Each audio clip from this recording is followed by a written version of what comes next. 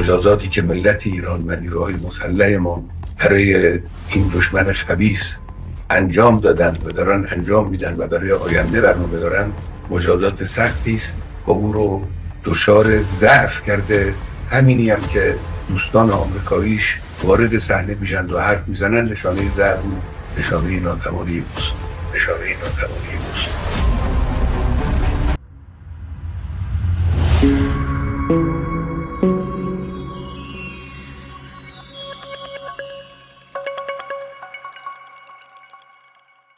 On the morning of June 13, 2025, the world awoke to chilling headlines. Israel had launched a surprise attack on Iran. Moments ago, Israel launched Operation Rising Lion, a targeted military operation to roll back the Iranian threat to Israel's very survival. The early morning assault, swift and unannounced, killing top Iranian generals and scientists, has sent shockwave through diplomatic cycle. Hundreds of my fellow Iranians have been killed and injured following Israel's surprise armed attacks and terrorist operations on residential areas, public infrastructures, hospitals, health centers, and of course, the foreign ministry. But what was the reason?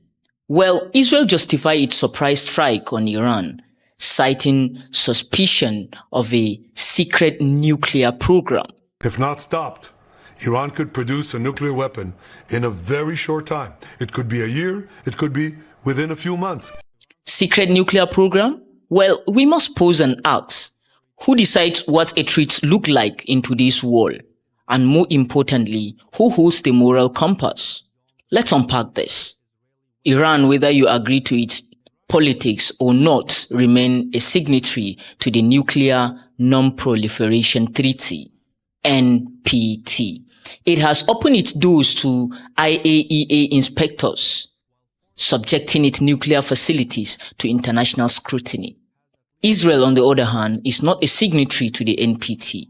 It has never declared its nuclear arsenal, never allowed inspectors in, and maintained a policy of ambiguity while reportedly stockpiling nuclear warhead. So what's missing from these pictures? Well, it is clear that accountability, fairness, and logic is missing. If Israel claims Iran's nuclear program poses an existential threat, who then holds Israel accountable for the dozen, possibly hundreds of undeclared warheads it allegedly possesses? What gives one nuclear-armed state the moral authority to bomb another that has none? And let's not be naive. This isn't just about a uranium or centrifuges. It's about power, control, and double standard, dressed up as security concern. If you are still clinging to the idea that this is just about nukes, then you haven't been paying attention. Just give me a moment and listen to this. You wouldn't disagree, presumably, that Iran has been the main sponsor of terrorism in the Middle East through the Houthis, through Hezbollah, through Hamas. I mean, that's widely accepted and recognized. They've done Things widely accepted. Now, that's just kind of... Really? You don't think they have? Has been a terrorist state. Okay, Israel right now is imparting a genocide and a Holocaust on the Gazan people.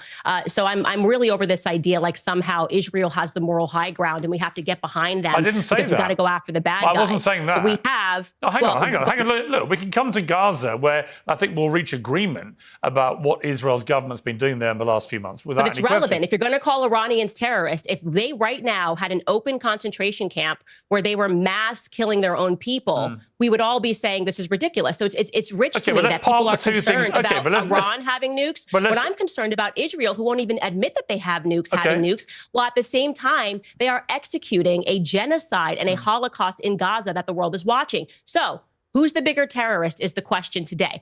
I would say as an American that if we're going to get behind a regime change, it should be in Israel first.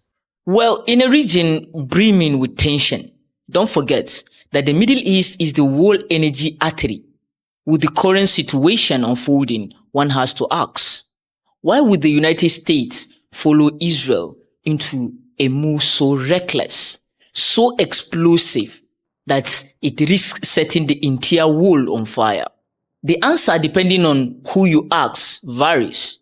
Well, some say it's simple. Israel is the younger son America never disciplined, a strategic ally, fiercely protected, not because it is always right, but because it is always useful. Other points to cold, hard geopolitics. Israel offers Washington something no other Middle Eastern country does: a reliable military outpost, a technological advanced partner, and a foothold in a region where loyalty is often transactional. So again we ask, is this about Iran, or is this about the balance of power? Is the US chasing peace or preserving a decades-old empire built on selective justice? Well, somebody was persuasive. AIPAC is very persuasive. For instance, the Israeli lobby in Congress. If you look at my colleagues' feeds now, they all look the same. They're all tweeting the same message, that we've got to support Israel and we've got to do this. Oh well, for those still asking who is really in charge, here is a video worth watching. אבל אנחנו הולכים למסלול התנגשות עם הממשל האמריקאי. ארצות הברית זה לא מקשה אחת, זה לא מקשה אחת. יש את הסנאט, יש את הקונגרס, יש את הכוח היהודי שהוא עצום, יותר חזק משהיה אי פעם.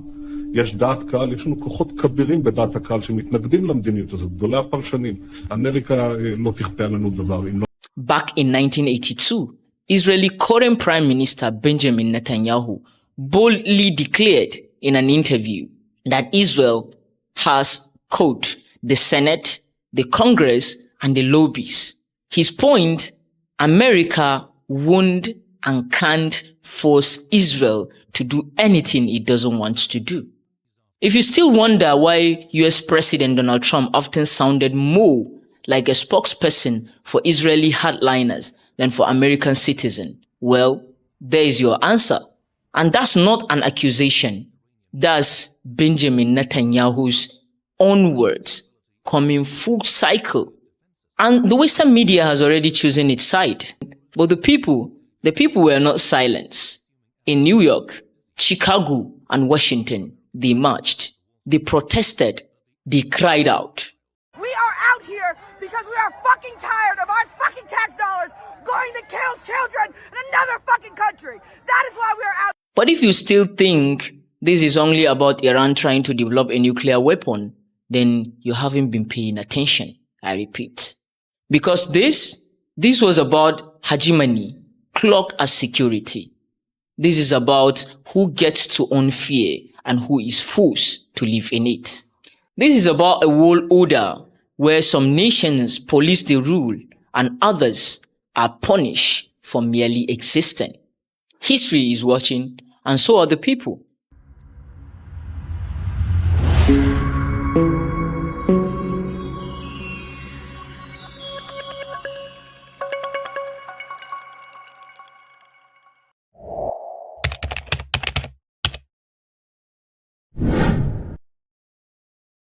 So after 12 harrowing days of airstrikes, missile barrage, and regional tension, finally, the President of the United States yesterday declared a ceasefire between Israel and Iran. The announcement met under mounting global pressure and growing domestic unrest, masked a temporary halt to a conflict that has shaken the world's political and economic foundation. But make no mistake, this ceasefire is not peace. It is a pause, uneasy, fragile, and overshadowed by the blood already spilled. What began as a so-called preemptive strike over Iran's alleged nuclear ambitions has now exposed deeper fractures. Number one, the West's selective morality, the Middle East's enduring volatility, and the global public's growing resistance to manufacturers' war. Although the US president positioned himself as a broker of peace in the final hours of the conflict, let's not forget, he had taken side. In the closing day of the confrontation, the United States claimed it had successfully destroyed Iranian nuclear facility, a move many viewed as the climax of American support for Israel's campaign. But Tehran fired back, not just with words, but with missiles. And also, Iran dismissed the US claim as a bluff, saying the alleged nuclear site was untouched, and to prove it wasn't backing down, it unleashed a retaliatory barrage of missiles aimed directly at the US Al Udeid air base in Qatar. This wasn't just a strike, it was a message. And then just like that, the US president took to Truth Social, not the White House press room, and declared what many saw as a horrid and fragile ceasefire between Israel and Iran.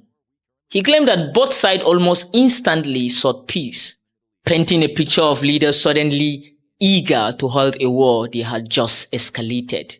But observers said the announcement reeked of desperation, not diplomacy. Let's be honest, this wasn't a clean negotiation table in Geneva. It was a damage control. After nearly 2 weeks of airstrikes, counterattacks, soaring oil price, and growing protests in America, the illusion of control was crumbling.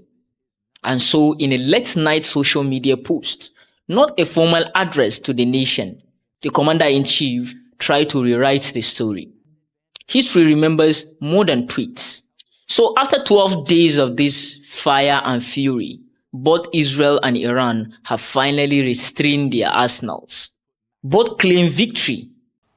השגנו ניצחון היסטורי, והניצחון הזה יעמוד לדורות. הסרנו מעלינו שני איומים קיומיים מיידיים, איום ההשמדה בפצצות גרעין, ואיום ההשמדה ב-20,000 טילים בליסטיים.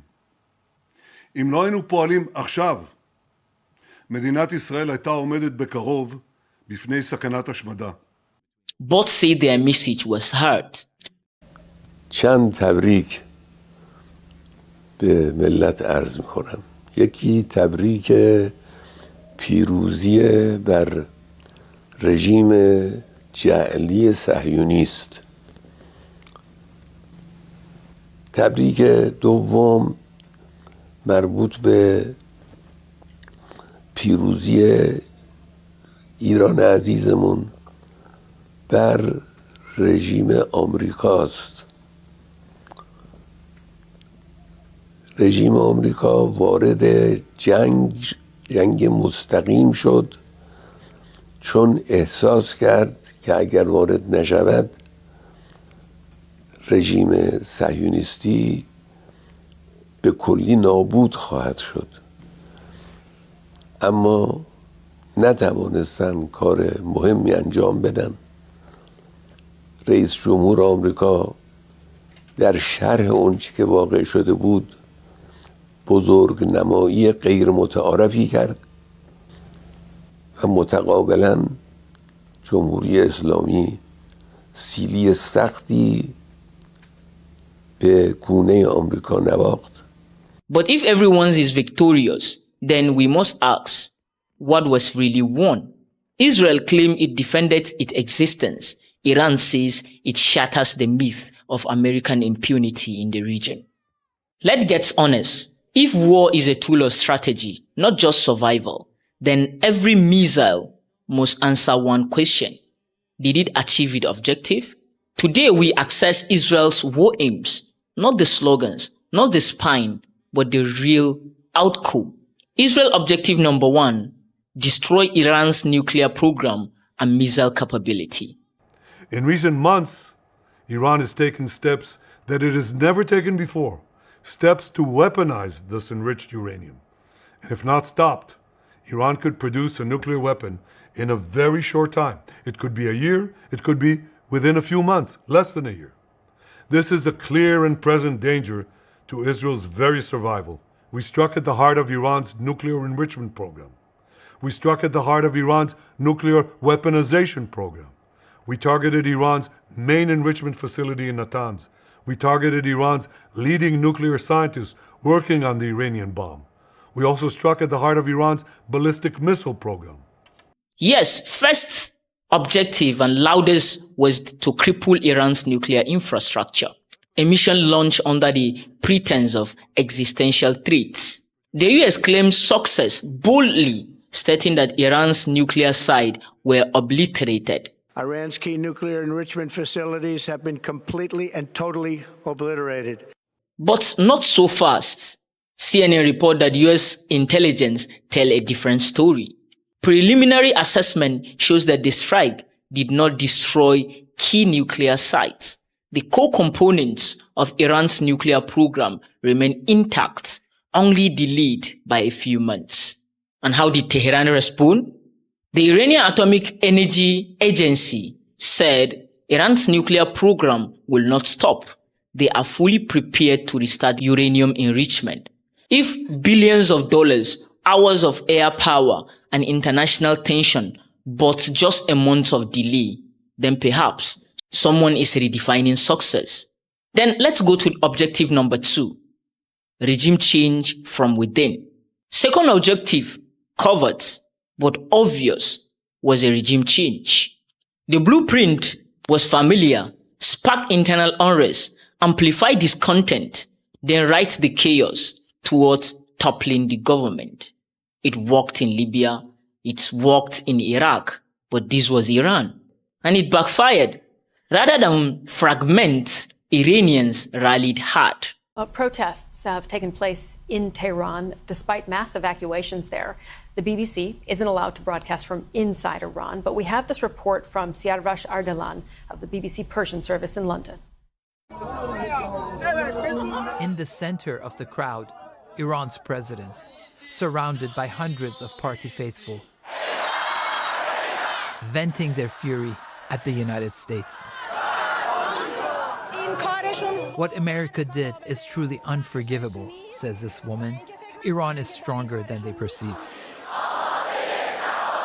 From secular youth to conservative elders, the strike ignited not a revolution, but unity. The protests gave way to patriotism. The frustration gave way to resistance. From perhaps the first time in decades, the Iranian government stood on a bedrock of unprecedented popular support. The plan failed, period. And the final objective? Corner Iran into re-signing the US-Iran nuclear deal they had previously rejected. But this also didn't work. Tehran refused to bend. On an interview on national television, Amir Hussein Tahmasebi said it plainly: "We now adopt nuclear ambiguity. We will enrich uranium as much as we choose," he said. "From now on, Iran controls global prices," he added. This was not a concession. That was a declaration, a message to Washington, Tel Aviv, and Wall Street. You may drop bombs, but we still hold the lever to your economy. Let's clearly access the Israel 3 main objective. Nuclear program, it was delayed, not destroyed. The second, regime change. The regime change card backfired completely. Then lastly, diplomatic coercion. It was rejected and replaced with open defiance. So if this was a chess game, Israel didn't checkmate Iran. They struck the chalkboard and found themselves surrounded by consequences. So the question is, did Israel achieve anything in this war? Well, yes, they achieved the one thing war almost always guarantees: dead. Over 600 lives lost. And yes, Iran's nuclear installation did suffer damage. Get me right, damage, not dismantling.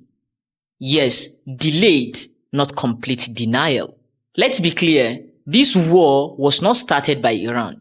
It was Israel that launched the first strike, a coordinated surprise attack on Iranian nuclear and military target. So, what were Iran's objective in this 12 days storm of fire?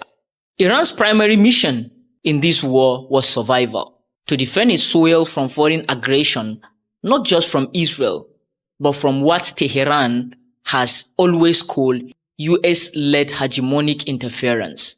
Yes, Iran suffered. Nuclear facilities were damaged. Key scientists and military minds were lost.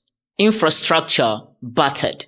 But despite over 40 years of crunching sanctions, isolations, and demonization, Iran stood its ground. Their missile system responded swiftly. Their people rallied instead of crumbling. And their enemies who claimed to crush ended up asking for calm. So if the measure of success is deterrent, Iran achieved that decisively. Objective number 2, to deter future aggression. Iran didn't just defend, they deterred.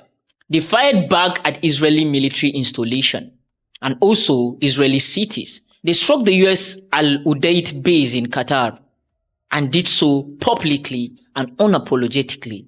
They showed the world, we are not Iraq, we are not Libya. Attack us and you will bleed too.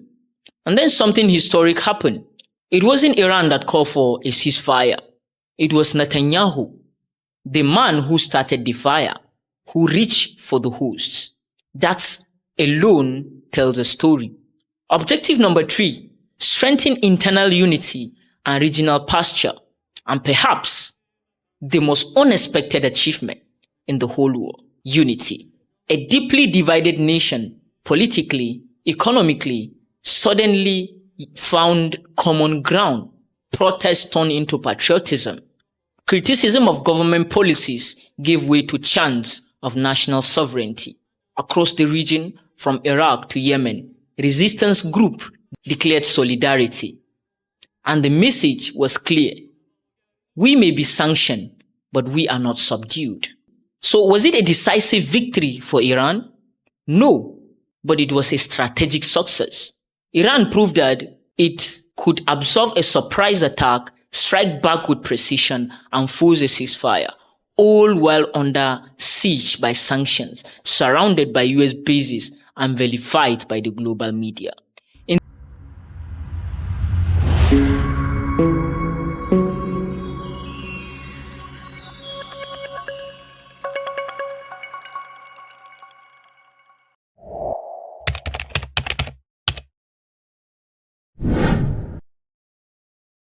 In the early days of this conflict, the US president was full of fire.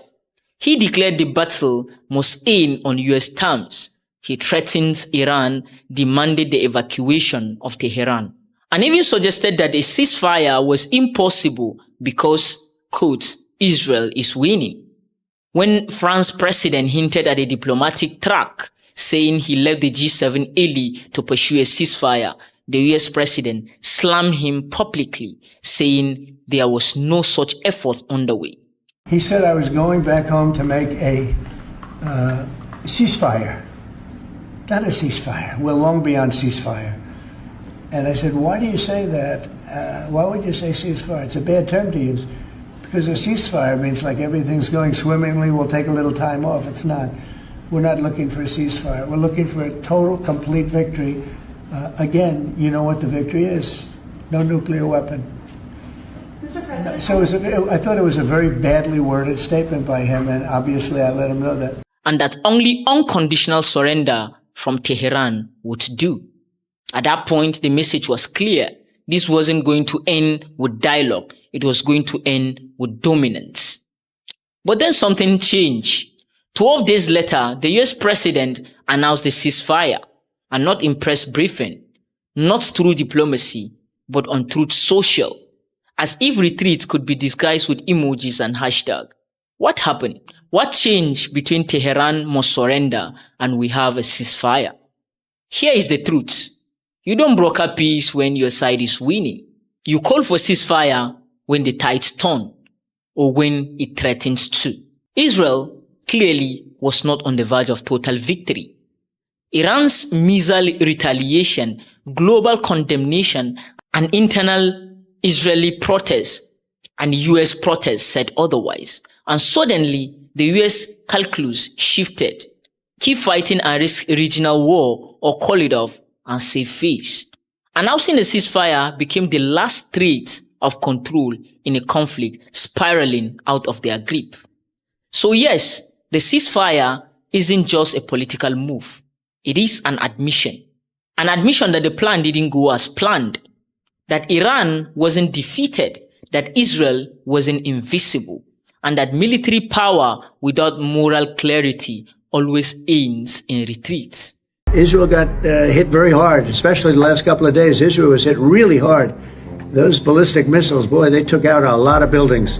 I think we'll end up having somewhat of a relationship with Iran. I see it. Look, I've had a relationship over the last 4 days. They agreed to the ceasefire. And look, you know, they've got a country, and they've got oil, and they're very smart people, and they can come back. I've spoken to Putin a lot, and he actually was very nice. He volunteered help on... In the end, the president's thunder turned to whispers, and the world saw the truths. The one who calls for peace when bombs are still on the air is the one who no longer believes they can win. When we talk about the 12 days war, we often focus on missiles, casualties, and ceasefire. But here is a deeper question buried beneath the surface. Why is the United States so terrified of a powerful, independent Iran? For Washington, the idea of Iran becoming the undisputed giant of the Middle East is more than uncomfortable. It is unacceptable. But why? Because Iran does not host US military bases. Unlike many Arab states, Saudi Arabia, Qatar, Bahrain, UAE, Iran refused to be a forward operating zone for American power. Instead, Iran aligns with US adversaries, China, Russia, North Korea. That's not just a thorn in Washington's side, it is a strategic nightmare. A sovereign, resource-rich, ideological defiant Iran connected to Beijing's economy, Moscow's defense, and Pyongyang's defiance represent a triangle of resistance that no US war machine can afford to ignore. Now let's be clear. Israel's attack on Iran was a blatant violation of international law. But here is the twist. What ultimately put a brake on this war was not the UN, not The Hague, not Geneva. It was the American people. Protests erupted across the US. Lawmakers, journalists, and citizens, even some within Trump's own party, raises alarm. Donald Trump doesn't respond to international law. He responds to political survival. And when thousands shouted, "No war in our name," that shocks the White House more than any Iranian missile ever could. So if you are still wondering why the US pushes so hard, back Israel, ignore the law, and then suddenly switch to diplomacy, look not to Tehran, but to Washington. Because behind every empire aggression, there is always a shadow of fear. Not of losing battles, but of losing control. Not less worthy of mention was the Iranian deterrence, because what Iran shows in those 12 days was only 30% of its power. They launched missiles toward Tel Aviv and Haifa, precise and strategic. But they held back the rest, not out of fear, but out of wisdom. Now imagine for a moment if they hadn't. Number one, the Strait of Hormuz, the world oil's jugular vein. 3/5 of the world oil passed through that narrow passageway. And who controls it? Iran. Every day, over 19,000 vessels sailed through that route. If Iran had chosen to close it, even briefly, the global economy would collapse completely. Gas price would skyrocket. Stock market would plummet. Factories would halt. And the Western illusion of control would be shattered overnight. Secondly, the resistant axis, the Iran's regional network across the region. Let's not forget, Iran's fights no war alone. Their strategic depth is not just missile, it is men, movements, and militias. Hezbollah in Lebanon with more than 150,000 battle-hardened fighters. Houthis in Yemen with more than 100,000 fighters. Iraqi Shia militia with 50,000 plus. Hamas and Islamic Jihad in Palestine with more than 50,000. At a push of a button, Iran could have turned this war into a four-front explosion, and no Iron Dome could catch all those flames. Thirdly, the US bases. The US bases too is vulnerable in the Middle East. Iran's missile can reach any US base in the Middle East, from Al Udeid in Qatar to Qam Arif Jan in Kuwait. Every US ally in the Gulf, from Saudi Arabia to the UAE, sits within strike range. One wrong move and the entire chessboard burns. And finally, the most scariest part of the scenario of all is that Iran is not isolated. Russia openly supported Iran's right to defend itself. China warned the US against escalation. North Korea threatened retaliation if Iran was nuked. Pakistan showed strategic sympathy toward Tehran. And all these countries are nuclear power countries. If Iran had fallen, they wouldn't have fallen alone. The battlefield would have shifted from Tehran to Taiwan, from Gaza to Eastern Europe. And the war we feared would no longer be regional. It would have become World War III. Here is the final truth. Iran doesn't borrow power, they build it. Every missile launched in this war was homegrown, from hypersonic to supersonic, short range to long range. Under 40 years of sanctions, they became self-sufficient, not submissive. That's not just military strength, that's technological sovereignty. So in the end, what truly won? Clearly not Israel, not even Iran, but humanity. Common sense prevailed, restraint prevailed, and above all, freedom from foreign dominance was asserted. Because if power lies in what you can do but choose not to, then Iran may not have declared victory, but they define it. With that, we come to the end of today's program on Connecting the Dot on Diaspora Digital Media. I remain your brother, Ibrahim Umar Wasi. Stay connected, but most importantly, stay united. This is Connecting the Dot. This is the voice of New Africa. Until next time.